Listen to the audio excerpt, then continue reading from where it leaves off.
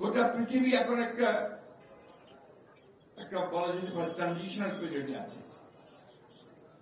ডান দিকে যাচ্ছে, বাম আর ডান দিকে যাচ্ছে তারা, অর্থাৎ কিছুটা উগ্রবাদ, কিছুটা জোর করে চাপিয়ে দেওয়া, কিছুটা সাধারণ মানুষকে বাদ দিয়ে শুধুমাত্র মুষ্টিমেয় কিছু লোকের স্বার্থ সিদ্ধি করার জন্য যেন রাষ্ট্রগুলো সেই দিকে যাচ্ছে এবং জনগণও সেই দিকে যাচ্ছে।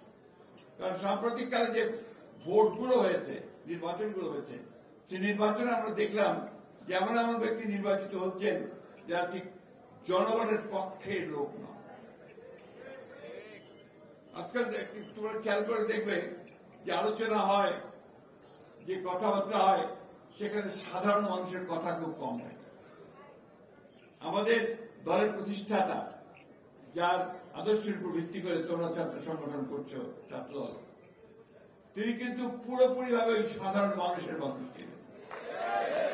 তার প্রতিটি কাজে, তার প্রতিটি কথায় ওই সাধারণ মানুষের উন্নতি কি করে হবে, তার আয় কি করে বাড়বে, তার সন্তানেরা কিভাবে ভালো থাকবে, এই যে চিন্তা, এই চিন্তা তিনি করতেন।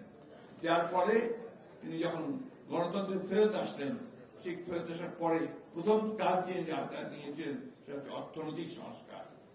অর্থনৈতিক সংস্কারের মধ্যে প্রথম যে কাজটি তিনি করেছিলেন, যে তার আগে বাংলাদেশ ছিল একটা বদ্ধ অর্থনীতি, সমাজতান্ত্রিক অর্থনীতির কথা বলে একটা ভুল ধারণা দিয়ে সমস্ত মানুষের যে মেধা আছে, তার যে নিজেকে বিকশিত করবার যে ক্ষমতা আছে, তার নিজে যে উদ্যোগী হওয়ার যে ক্ষমতা আছে, তার নিজে যে বিনিয়োগ করবার ক্ষমতা আছে, সেটাকে রুদ্ধ করে দেওয়া হয়েছে।